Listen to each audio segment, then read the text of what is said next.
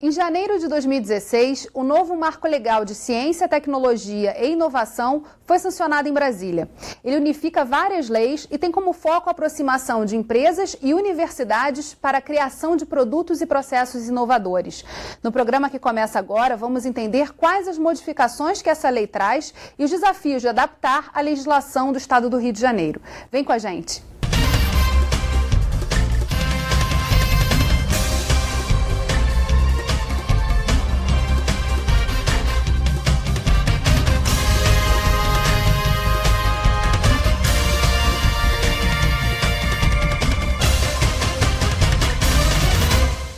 O Rio em Foco recebe o diretor executivo do Parque Tecnológico da Universidade Federal do Rio de Janeiro, UFRJ, José Carlos Pinto, e o diretor da Associação Nacional de Pesquisa e Desenvolvimento das Empresas Inovadoras, ANPEI, Raimar Vandenbillart. O novo marco legal tem como objetivo promover um ecossistema inovador no Brasil. O especialista de projetos tecnológicos da Firjan, Fabiano Galindo, explica a importância de integrar o governo, as universidades e a indústria no desenvolvimento desse ecossistema. Vamos ver. A TRIPS é um modelo teórico que, na verdade, ele tenta ilustrar quais são as partes componentes de um estado, de um país, de uma região mais inovadora. Vários estudos foram feitos em vários países do mundo, inclusive no Brasil, e se a gente quiser criar essa figura dos três conjuntos que, trabalhando em parceria, eles fazem a inovação acontecer, eles seriam o governo, a universidade e a empresa, tá? O governo, dado a ele assim, a tarefa de criar a política científica e tecnológica. O governo ele deve dizer para qual direção a economia deveria andar e, aliado a isso, fornecer os insumos necessários para isso acontecer através de incentivos fiscais, editais de financiamento público para inovação e linhas de financiamento. O outro ator são as universidades, muito importante. A universidade é onde o futuro está sendo pesquisado, onde o futuro está sendo construído. Se eu te perguntar o que o Brasil vai ser daqui a 20 anos, é nas universidades que isso está sendo pensado hoje. Então, todas as tecnologias que hoje vigentes na nossa vida, elas foram criadas em torno de uma dezena de anos, 2 dezenas de anos atrás nas nossas universidades. O terceiro e último ator, mas não menos importante, são as empresas. As empresas, elas pegam esse conhecimento que vem das universidades e transformam em produtos, transformam em processos inovadores, transformam em serviços, criando condições de tangibilizar essas ideias, na forma de produtos, criar postos de trabalho, pagar seus impostos e fazer a economia andar. Qual é o quadro hoje da inovação no Brasil e por que ele é tão importante? Por que é tão importante falar desse tema no Rio de Janeiro? A importância da inovação para qualquer sociedade moderna é imensa, porque é através da atividade inovadora e a produção de produtos e serviços, a geração de produtos e serviços, é que a sociedade tem acesso aos conhecimentos que são gerados no âmbito dos institutos de pesquisa e das universidades. O Rio, em particular, está muito bem posicionado para fazer inovação e desenvolvimento tecnológico. Por quê?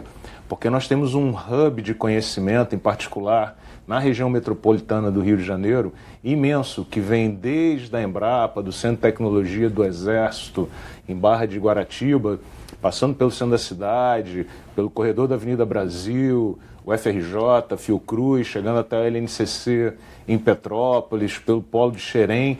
Nós estamos muito bem posicionados com um número muito expressivo de instituições de ciência e tecnologia. Mas por alguma razão no país, o conhecimento que é gerado no âmbito dessas instituições não tem atingido a sociedade de maneira eficaz. Então, o Brasil tem ido bem em praticamente todos os rankings mundiais que atestam a produção de conhecimento, mas tem ido muito mal em todos os rankings que atestam a eficiência como esses conhecimentos chegam à sociedade através de novos produtos e serviços. Então, a discussão do tema da inovação é premente no país. E no Rio de Janeiro, em particular, é importante dizer que nós estamos numa posição pouco conveniente no conjunto dos estados brasileiros. Se a gente retirar ou deixar de lado a produção da Petrobras, que para o estado do Rio de Janeiro é muito importante, o Rio de Janeiro está da metade para baixo entre os estados mais inovadores do Brasil. Se a gente pensar que o país não é exatamente conhecido pela inovação, isso nos coloca como estado e como cidade numa posição muito ruim. E a gente precisa atacar esse tema. De que forma pensar, discutir um novo marco legal, que ainda precisa ser regulamentado em Brasília, pode trazer mudanças para esse quadro? A grande importância da regulamentação do marco legal está na segurança jurídica para que as empresas possam investir mais em pesquisa e desenvolvimento. E também no sentido de que elas possam investir na formação de recursos humanos. Hoje, pelo fato de que foi retirado do marco legal a questão do financiamento das bolsas por parte das empresas, né? Isso é muito ruim, porque desestimula, digamos, de certa forma, aquelas empresas que têm um maior investimento em pesquisa e desenvolvimento, de poderem garantir a formação do seu pessoal dentro das especializações que elas necessitam, né? Um dos grandes exemplos que nós temos aqui no estado do Rio de Janeiro é a questão do petróleo.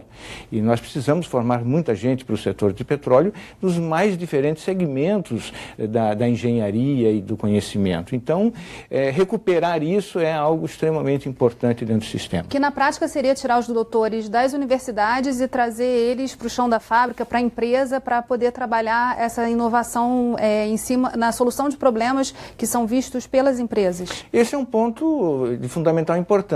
Se nós, por exemplo, a FAPERJ não tem dentro dos seus financiamentos a possibilidade de colocar o doutor dentro da empresa, por exemplo, né? E isso é uma questão que passa pela lei de inovação. A nossa lei de inovação no estado do Rio de Janeiro não cita a questão de bolsas. E esse é um ponto que agora, nós, com essa modificação que vem, não podemos perder essa oportunidade, porque colocar o doutor, né, dentro da empresa é transferir esse conhecimento da academia para a indústria. Como é que isso é no mundo, né? Como é que a gente pode comparar? A gente falou dos rankings de competitividade, que o Brasil anda mal, mas que outros paradigmas, modelos a gente pode trazer para a nossa realidade? Nessa linha em particular do novo código, existe um ponto que o país precisa atacar, talvez de maneira primordial, que diz respeito ao relacionamento entre o ente privado e o ente público.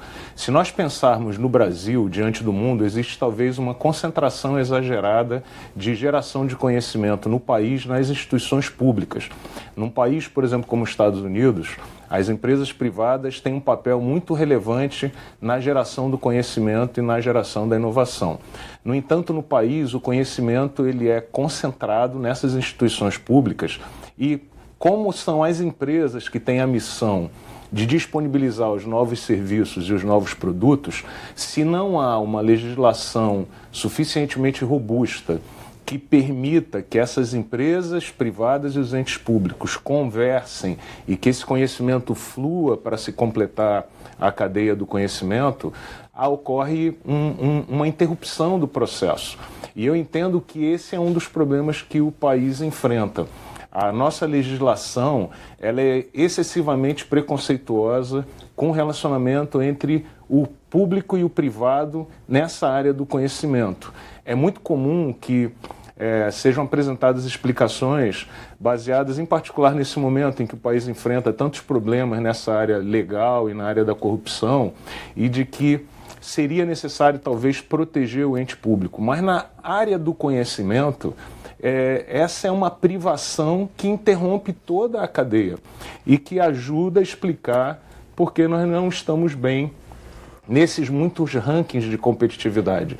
No exterior, nos países do norte em particular, e mesmo na China, essa conversa flui com muito mais facilidade. E aí é importante também ressaltar, e tem um pouco a ver com a questão dos doutores nas empresas, que a fixação dos doutores nas empresas não diz respeito somente a seu papel como empregado na empresa ou como um trabalhador contratado numa grande empresa. A gente tem que ver o doutor como um elemento empreendedor e inovador da sociedade. E esse conhecimento, se a gente imaginar que está sendo gerado primordialmente nas instituições públicas, é necessário que o nosso marco permita que esse pesquisador, nascido na instituição pública, constitua a sua empresa, sua startup, de uma maneira mais natural e espontânea e sem que hajam conflitos de ordem legal para o uso desse conhecimento. É sobre esse tema que a gente vai continuar conversando no próximo bloco. Não saia daí. Rio em Foco aqui, política e economia caminham juntas.